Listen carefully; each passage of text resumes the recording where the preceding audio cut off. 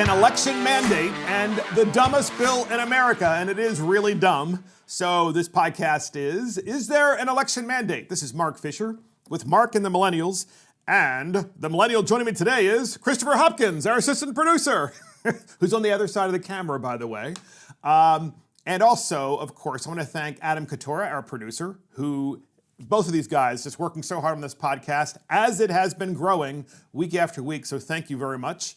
And please feel free to send us any kind of updates or things you would like us to cover, or constructive criticisms, or anything else that you think would be helpful to the podcast. But also, most importantly, thank you for watching and thank you for listening. So this podcast is called, Is There an Election Mandate? So we just had the 2020 election. We don't know who has won, but here's what we do know. The American people have spoken, and we see a country that is divided, right? The country's divided.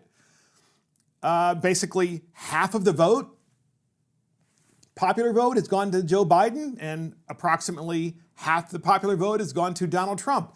Yes, Joe Biden right now has several million more votes, but nonetheless, when you're casting 140 to 150 million votes nationwide, the fact of the matter is that 3 million vote differential is very little, so the country is clearly divided, and it's completely the opposite of what the media has told us, because the media has told us that this country hates Donald Trump, and overwhelmingly they're going to reject him. And they didn't reject him. They didn't overwhelmingly reject him.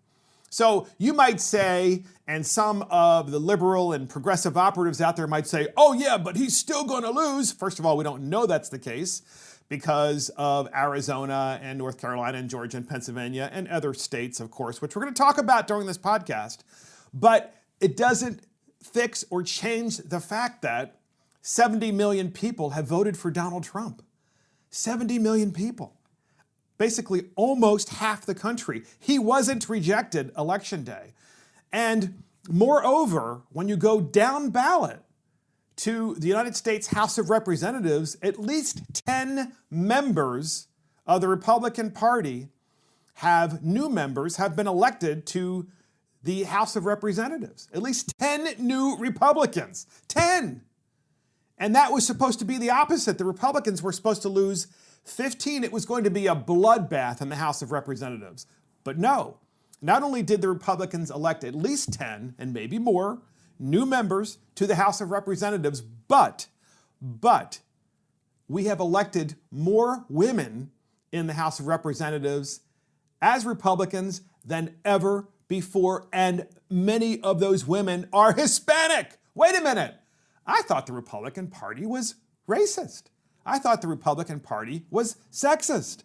Yeah, folks, the narratives of the media are going to have to change. Of course, they won't naturally. Not of the mainstream media. They're not going to change the narratives. But we know, which is why we do this podcast, we want to get the information out there that not only was there not a mandate, not only is there not a mandate for President Trump or Joe Biden, but in addition to that, the Republicans picked up a significant amount of seats in the House of Representatives and in the United States Senate. The Republicans appear to be holding control of the United States Senate. And I have to tell you, my window of expertise into the United States Senate is that the Republicans held the United States Senate because they kept true to their principles and they confirmed Amy Coney Barrett. And a combination of that confirmation, as well as holding Republican principles that expanding the court and packing the court is fundamentally wrong, and gaming the system is fundamentally wrong, by holding to their principles and taking a principled approach, the Republican Senate and the Republican senators will remain in charge, and Mitch McConnell will be the majority leader of the United States Senate. And there will be a check and balance to the House of Representatives, which clearly will still be in Democrat control, but not as much as before. And there will be a check and balance to a Joe Biden presidency should he get elected, which of course is part of what we're talking about here. It's not just that there's not a mandate for Biden, and there's not a mandate for Democrat control and supermajority in both houses of Congress. But the fact that, did Joe Biden really win? I'm not really sure. We're going to cover some of that today. But first up, Fox News Decision Desk Director Arnon Mishkin told Fox and Friends on Wednesday that he believes we could see a couple of states decided today after Americans, went to bed on Election Day. We're going to see a couple of states, flipped or decided either Wednesday or Thursday or Friday, and the Wednesday or Thursday or Friday after the election. Well, here's the thing. Arnon Mishkin of Fox News, he's the head of their decision desk. The decision desk at Fox News, their job is to call state by state who won, state by state. And Arnon Mishkin called, of course, as everyone knows, he called Arizona really early in the night. And I thought that was incredibly interesting because Arnon Mishkin is a Democrat, works for Fox News. He admits that he's a Democrat. He admits that he voted for Joe Biden. He admits that he voted for Hillary Clinton. And nonetheless, he called Arizona first before any other network. By the way, most of the networks still haven't called Arizona for Biden. But Fox News called it really early on in election night. And Trump Communications Director Tim Murtaugh goes on Fox News and he destroys the Fox News narrative and Arnon Mishkin, the Fox News desk head, about the Fox News call on Arizona. And the thing is, Tim Murtaugh really goes after him, goes after Brett Baier in particular, and Martha MacCallum. And he does so because it's clear that Mishkin of Fox News, and it's clear that Brett Baier and Martha MacCallum don't know state by state how the elections work, because every state runs their own election in the United States, and every state runs their elections in their own unique ways and in different ways in many cases. And each state has its own geographical challenges, and it has its own unique electorate. And it's not always that easy to just guess, even when you use math, whether all the ballots are even close to being in, especially during a pandemic. So, podcast listeners, we have Tim Murtaugh, Tim Murtaugh, the communications director of the Trump for President campaign, and he's on Fox News, and he is blasting Fox News about their early call. We have that clip, and here it is. We expect some more votes to be dumped in Arizona a little bit later tonight and then again after midnight. And you're going to see the tightening of that race because we know what these votes are. These are what are called late early votes or Election Day drop-off votes. These are Election Day voters that the president was getting from Maricopa County and elsewhere at the rate of 62%.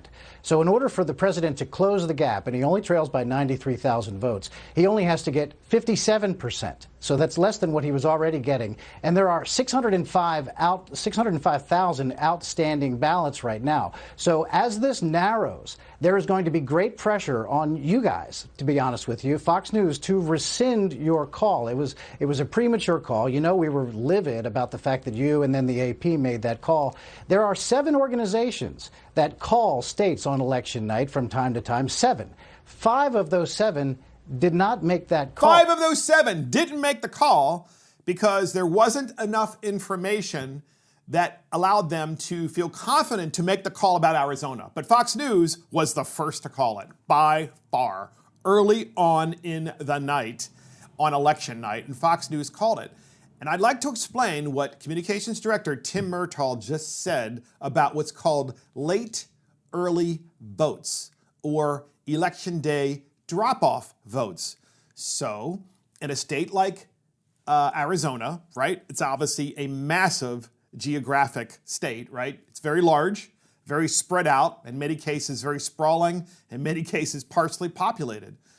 The state sends out, and they sent out, ballots to everyone, and Republicans, as you know, like to vote in person. Democrats like to, generally speaking, and prefer, certainly during the pandemic they do, Democrats prefer to vote by mail. But many Republicans in the state didn't want to wait in line during this pandemic to vote on Election Day, and they didn't trust that their ballot would get there in a timely manner if they were to put it in the mailbox So hear me out on this. So what they did is they filled out their ballot at home, their absentee ballot, and then they drove it to the election board or to their precinct where they were supposed to vote, and they dropped it off either the day before the election or the day of the election, because that way they knew their ballot was received and marked received, and that they could feel confident that it would be counted without having to actually wait in line. And so that's the difference between Republicans and Democrats, right? Republicans want to vote in person, and including dropping off that ballot in person, and Democrats like to vote by mail. And that's because of ballot harvesting, which we're going to get to, by the way.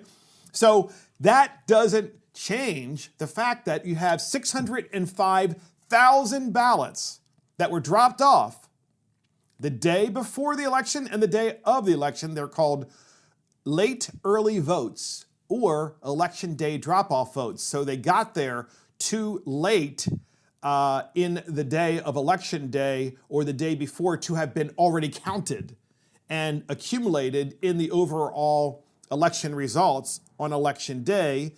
And as a result, of course, they weren't accounted for. And Tim Murtaugh, the communications director of the Trump for President campaign, said that he thinks at least 57% of those ballots will go for Donald Trump, which puts Donald Trump way ahead in Arizona, although right now Donald Trump was initially like 90,000 ballots behind. Now I think it's like 75,000 ballots behind. But nonetheless, as they continue to count these late early votes, he will indeed go ahead. And that's what Tim Murtaugh was so upset about, because he said, why would Fox News call this? And I have a theory.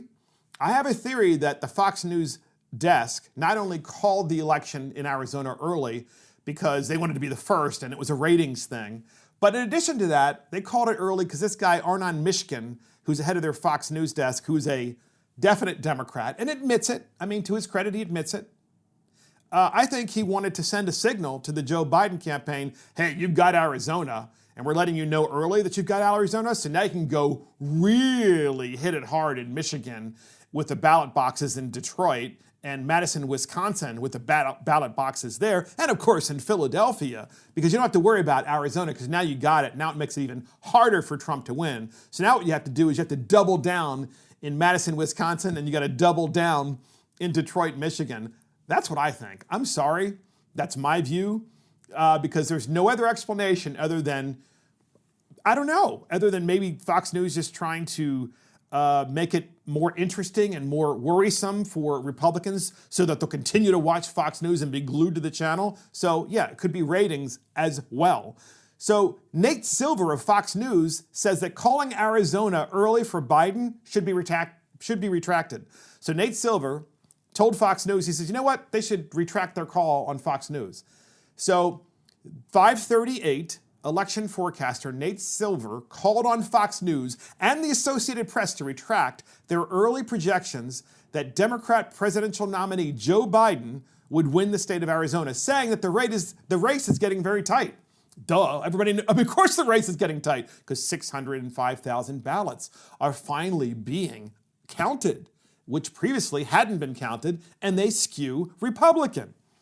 The remark from Silver comes after more votes were counted in Maricopa County, which caused Biden's lead over Trump to shrink. Silver wrote, I don't know. I guess I'd say that Biden will win Arizona if you force me to pick, but I sure as heck don't think the state should have been called by anyone. And I think the calls that were previously made should be retracted now. So Ron DeSantis, the governor of Florida, he also rips Fox News on their election coverage as well. So DeSantis, of course, the governor of Florida, by the way, I'm a huge fan of DeSantis. He had a Tallahassee news conference, and the Tallahassee news conference was election night. And the Governor Ron DeSantis, absolutely rips Fox News for delaying the Florida election call. And you have to ask yourself the question, Fox News calls Arizona early, when they shouldn't have, and then for whatever reason, they delayed and delayed and delayed the call of Florida, which clearly and overwhelmingly went for Donald Trump. but it's more detailed than that. We're going to drill down on what that means. So here is Ron DeSantis. We have a series of clips from him at his news conference talking about this very issue, and he just really lays it out in these 3 clips and just rips Fox. And here is the first of 3 clips. Here it is. I was really disappointed with how the networks handled the call of the state of Florida. The fact of the matter is, if you wanted to be aggressive like they were the other direction, you could have called it as soon as the early vote and mail ballots came in from Miami-Dade. There was no way Donald Trump was going to lose with just that number. I understand being a little bit more cautious, let some votes come in, but by 9:30, this was in the bag, and you had this drawn out, and there was a real resistance to just recognize reality. In fact, when they called it, there were fewer votes outstanding than the margin between the 2 candidates. So the big population center in Florida is South Florida, right? That's the biggest population center. And that population center is Miami-Dade. That's the county. And Miami-Dade not only flipped 2 Democrat House seats and put in 2 Republicans, which is unheard of, right? A deep blue county just had flipped 2 Democrat congressmen, were changed with 2 new Republican congressmen. Not only did that happen, but with Miami-Dade tallied, and the rest of Florida, for the most part, tallied, except for the Panhandle, because it's in a different time zone, Donald Trump was still ahead. He was already ahead by a lot. And Fox News decided, we're not gonna call it for Donald Trump. That, I gotta tell you, makes no sense.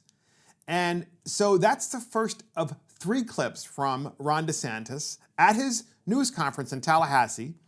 And then here we have the second clip where DeSantis compares and contrasts the late Florida call for Donald Trump to the early Arizona call for Joe Biden. And here is that clip. And I contrast that to an outlet like Fox News, which inexplicably calls Arizona without even a lot of the election vote being in from key areas where the president was likely to gather support. I think it was 70% of the precincts were reported. They jumped the gun on Arizona. A lot of the other networks still haven't gone for Arizona for that. So for Fox to be so resistant to calling Florida and yet jumping the gun on Arizona, I just thought was inexplicable. I don't think that was done without some type of motive, whether it's ratings, whether it's something else. North Carolina should be called. There's not enough votes outstanding to be able to change that race. So there you have it. So Fox hasn't called North Carolina. They called Arizona early and then called Florida really late. And you heard DeSantis there say maybe it's a ratings thing, maybe that's why they did it, or something else. By the way, for someone like DeSantis to say that means he's sending a big finger to Fox News. He really is. And he's saying to them, you know what? This guy, Arnon Mishkin, their news desk, their decision desk guy at Fox News, Arnon Mishkin, something's not right with this guy. I'm sorry. And something's not right with that decision desk to do what they did. It just doesn't make sense no matter what the outcome is of Arizona. No matter what the outcome is, there's no question they called Arizona too early, and they intentionally called Florida really, really late. And that, I believe, helps one side ballot harvest and potentially engage in mischief in Detroit, in Madison, Wisconsin, in Philadelphia, Pennsylvania. And let me tell you something. I don't have any credible evidence at this point that happened, other than the fact that, my understanding is, in Detroit, 100,000 votes came in, and there wasn't a single 100,000 ballots came in, of course, absentee ballots, and not one ballot was cast for Donald Trump. Now that's statistically not possible. It's statistically not possible, right? Even one person there would have made a mistake, an error, right? They would have, at least one person would have made an error and gone, oops, I thought I voted for Joe Biden, but so that would have been 100,000 to 1. But so It's really creepy, and I think that the citizens of the United States, people of the United States, know that that something's not quite right. So DeSantis, in this third clip, Governor DeSantis of Florida summarizes the 2020 election issue needed and the need to restore confidence in the states. And I got to tell you something, this guy, DeSantis, is a rock star, not just because of the way he governs Florida, but also because of the way they ran their election. And you had the results very early on in Florida, even though Fox News wouldn't call it. And in addition to that, in Florida, they also had elections for the state house and their general assembly, and they even picked up seats in the lower house. They picked up seats, Republicans did. So in any event, here's DeSantis summarizing the 2020 election issue with voting and the way the states have comported themselves and run these elections and the need to restore confidence. And we have that clip in. Here it is. And as we watch what unfolds in the rest of the country, I do think you're going to continue to hear from people looking at how, if the third most populous state in the country can count 11 million votes, produce a result across the board, why can't some of these other states that are much smaller? It's the third most populous state, an incredibly complex state in 2 different time zones, can have the election results shortly after all of the polls close in that state, then why can't every other state do the same thing? Why can't Pennsylvania? Why can't Michigan? Why can't Wisconsin? Right? And by the way, why can't Georgia? Because it was in Fulton County, Georgia, a Democrat stronghold, yeah, of course, where there was an irregularity because some pipes burst and got some ballots wet in a blue county. Oh, what a surprise. And that has held up, by and large, the results in Georgia, which is why Georgia hasn't been called. Isn't that interesting? All the problems are always in those areas run by Democrats, including, of course, in the big cities like, as I said, Madison, Wisconsin, and Philadelphia, Pennsylvania, and Detroit, Michigan, where for whatever reason, they just can't get their votes in on time. You know, all the votes come in, 3 days after the election. Yeah, why? How's that work? But yet Florida, the third most populous state in the nation, can give you to the T how many votes each candidate got and who won shortly after the polls close. I'm sorry, ladies and gentlemen, I completely and utterly support federalism and the idea that states should run their own elections. But we do need some level of oversight and change in some of these states and some sort of carrot and stick approach to tell them, you know what, you need to be able to tabulate all of these votes by the end of the night of the election. And this idea that you get to count after the election should not be allowed. Absolutely should not be allowed. So that's Governor DeSantis. Kudos to him for running a great election in that state, for running the state incredibly well. And I tell you, I think he's a rock star, and I really hope that gentleman, and I have no doubt he will, I hope he runs for president of the United States because I think he will win. He most certainly will win Florida. So the most extensive and inclusive voter fraud organization in American politics. Who said that? Let me say that again. The most extensive and inclusive voter fraud organization in American politics. Who said that? That was Joe Biden. Like 2 days before the election, Joe Biden says exactly what I just said, and I think we're kind of experiencing it right now in the Rust Belt. We have that clip. Here it is. Secondly, we're in a situation where we have put together, and you guys did it for our administration, the President Obama's administration before this. We have put together, I think, the most extensive and inclusive voter fraud organization in the history of American politics. Yeah, so the most extensive and inclusive voter fraud organization in American politics. That's on video from his own mouth, and you're seeing it, and you have to wonder, right, that the old guy, who clearly has some cognitive issues, without question, everybody knows it, including Democrats, is just telling us what he already knows, except that instead of being better at hiding it, he's actually saying it, like a lot of folks who are elderly do. And now we're experiencing it in real time where the Democrat governors of Wisconsin, Pennsylvania, and Michigan, for whatever reason, can't tell you who won the election until 3 days after the election. I got to tell you, it's just, there's change that has to occur, and I'm just hopeful. I am hopeful that we can win Arizona and Donald Trump will be reelected. I'm very hopeful because if we don't do that, then it's going to be just a bloodbath in this country with Joe Biden, because we know he's not going to really be in charge, okay? He's not going to be in charge. It's going to be his handlers in charge, and it's going to be eventually Kamala Harris. I mean, she's going to be in charge. So if that's not bad enough, what's happening in these Rust Belt states, the Pennsylvania Attorney General tells voters to call the Democrat Party for assistance. So the Attorney General, which is the top law enforcement officer of a state, right? An Attorney General is? They are the top law enforcement officer. In Pennsylvania, the AG tells the voters the day of the election, hey, call the Democrat Party if you need help.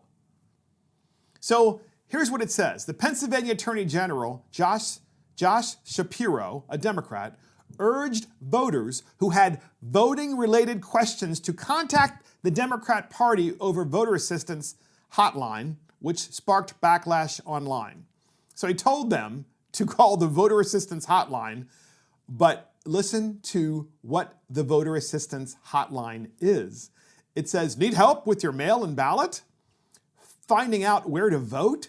Or something else? He wrote on Twitter, call at PAD Dems, call at Pennsylvania Dems, voter assistance hotline. Someone will answer and help you out. And then he gives a phone number. Can you imagine that?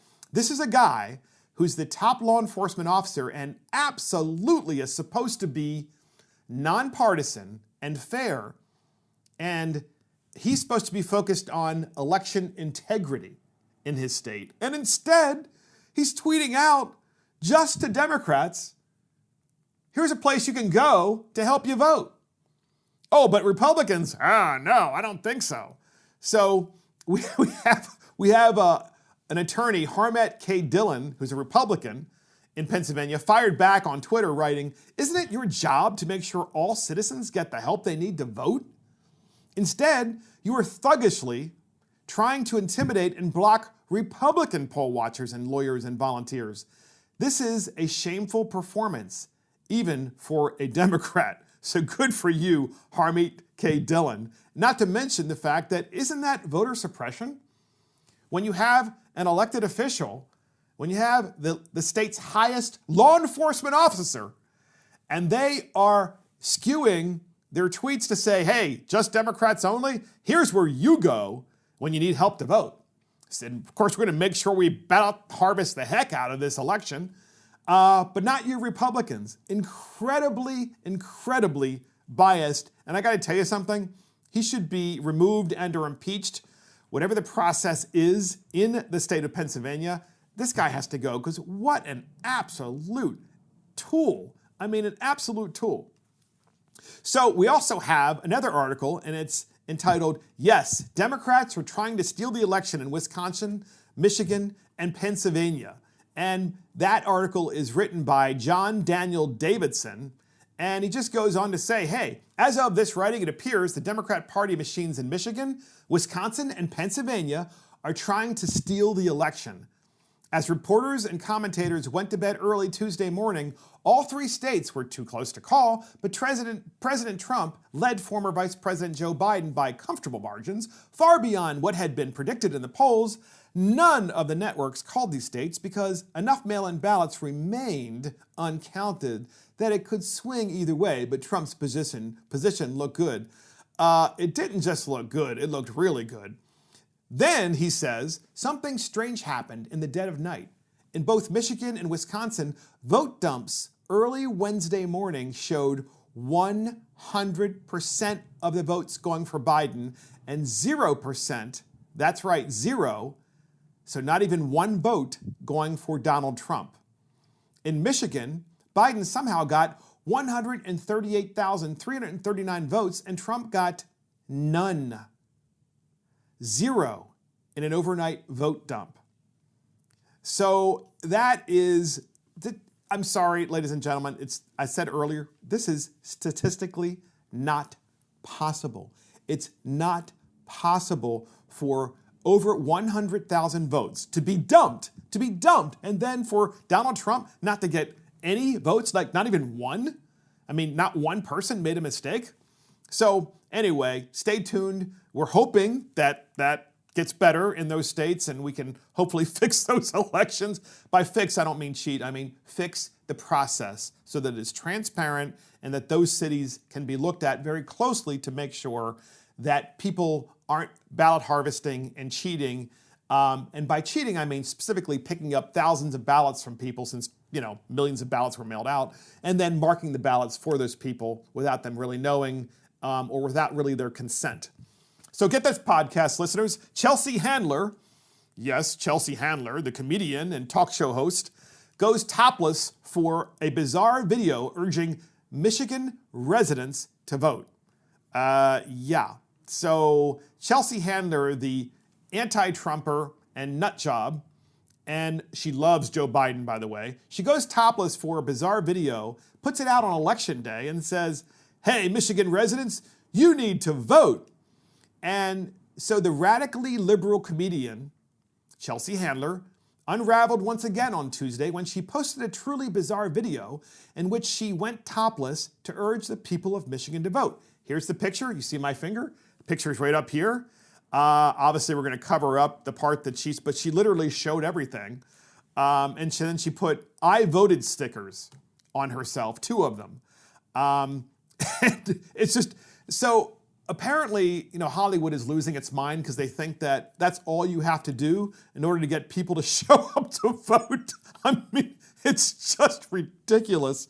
So I'm sorry, the Democrat Party, if you're information voter, if your low information voters are that bad off, and you really think that, and if you're Chelsea Handler and you think that's going to move a bunch of people to go, "Oh, now that I've seen this, now I'm going to vote." It's like, Chelsea, I hate to tell you this, but most people, now that you've shown all, they're probably not going to vote for anybody. They're probably just going to stay home.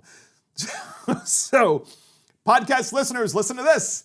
Democratic presidential candidate Joe Biden has compared his childhood and Delaware's black community with the Stephen King movie, The Green Mile. I can't make this up. Democrat presidential candidate Joe Biden has compared his childhood and Delaware's black community with the Stephen King movie, The Green Mile. And Biden stumbles through like this weird recollection of making friends with great black athletes when he was in Delaware.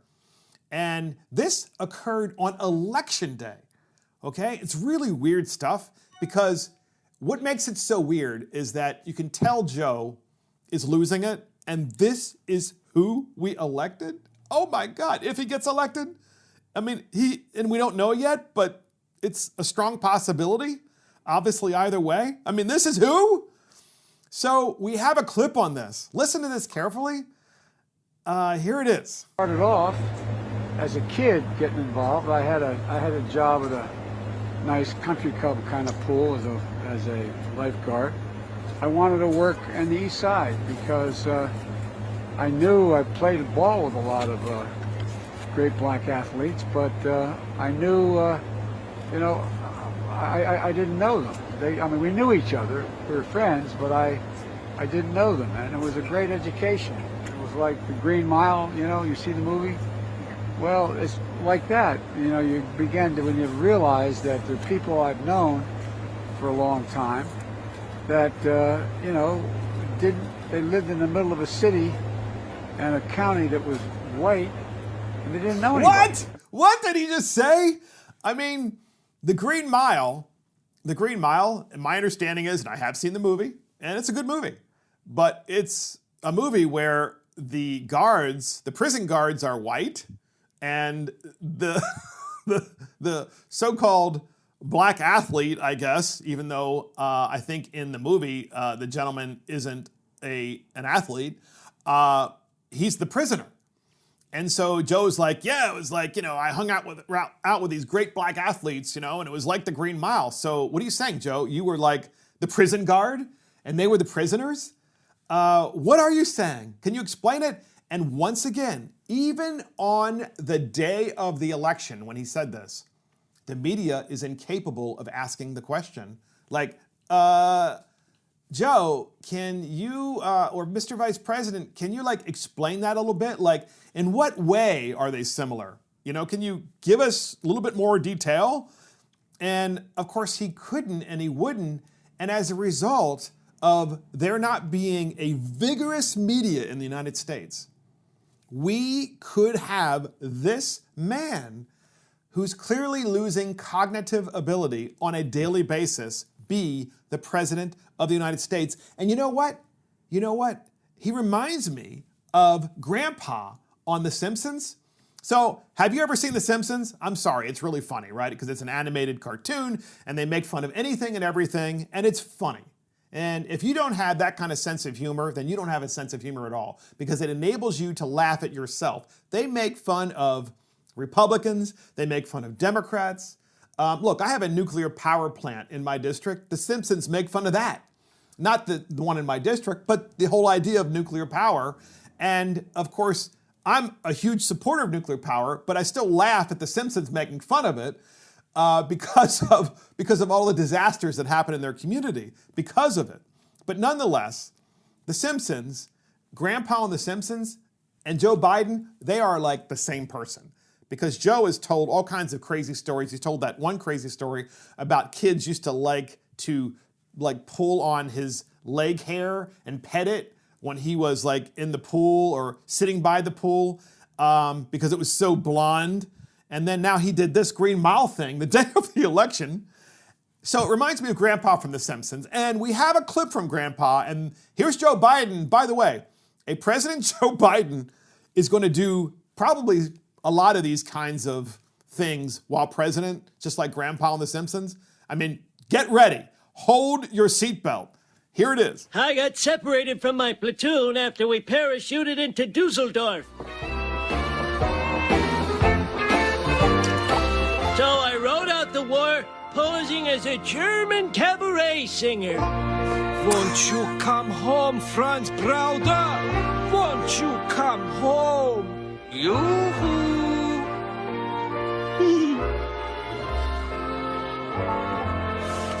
Oh. Ach du Lieber, das ist not einer Bubi! I'm sorry. So if you are a podcast listener or watcher, okay, you have got to find that funny, because we are going to see some of the most politically incorrect statements from Joe Biden. And we just heard one, all right? Yes, that was Grandpa from The Simpsons, and we're making fun of Joe Biden comparing those two. But we just heard Joe Biden on Election Day compare the Green Mile, the movie, Stephen King's Green Mile, the Green Mile, with the great black athletes that Joe used to hang out with or run into in Delaware. I'm sorry, just crazy, weird stuff. And the media, can you imagine for 1 minute if Donald Trump ever made that comparison? You're racist. You're racist. Of course, that's what they did anyway. So, podcast listeners, get this. In 2020, President Trump did better with every race in the election in terms of the percentage of voting, except for white men. So, from 2016 to 2020, the president got 2% more of white women to vote for him, percentage, between those two elections. 4% more of black men. 4% more of black women. 3% more of Latino men. And 3% more of Latino women. And all other races, plus 5% more. Guess where he decreased his output of voters from 2016 to 2020? White men. He got 5% less votes from white men.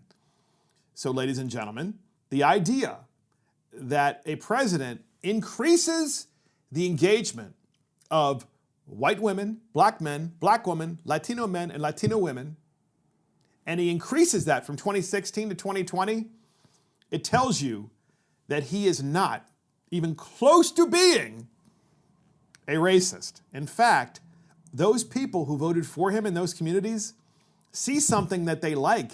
And I think what they see is a president of the United States who has expanded opportunities for their community. And over time, of course, what we've seen is each successive presidential election, the Republican Party is increasing its percent share of the black vote by between 2% and 4% each time. So the next election, we could very well get as a party 16 to 20% of the black vote. And if you want to know why the Democrats work so hard to tell everyone that the Republican Party is the party of racism, it's because the Republican Party is recruiting better and better candidates who are black and more candidates who want to run as Republicans and more candidates, more and more people in the black community who want to actually become Republicans and vote for Republicans. So Democrats see this as a threat to their voting base, and that's what this is really all about. Because the numbers demonstrate from the 2020 election that everything that CNN and MSNBC and ABC and CBS and NBC have said about Donald Trump being a racist is utterly untrue, because the facts are in the voting data. And speaking of CNN, just days before the election, CNN was promising a landslide for Joe Biden, a landslide. Okay, this election, no matter who wins, is not a landslide. As I said at the beginning of the podcast, if anything, this election demonstrates there's not a mandate for progressivism.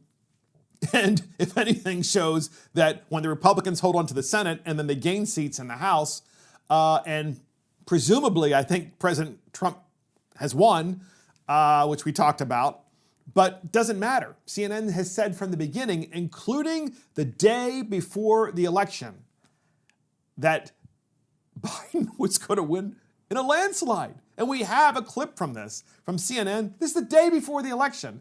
And this is according to the CNN poll, their own poll, the poll that they paid for the day before the election demonstrates there's going to be a landslide for Joe Biden. We have that clip, and here it is. A new polling tells us Biden does have the opportunity for a statement map-changing win. That is not to say there is no path to re-election for the president, but he needs overwhelming Election Day turnout in a half dozen states or so, maybe more. Let's look at some of our latest polling, and let's use the 2016 map to do it, because brand new CNN polling out overnight in some of the key battlegrounds. This one here, look at Arizona. Joe Biden with a 4-point lead in Arizona. That is close. If Joe Biden could win this state, that might be a game over statement in and of itself. Change the Sun Belt states, but look, this one is very close. Joe Biden with a lead. He'd love to turn that state competitive to the end. Let's move to the east here and look at our new CNN polling.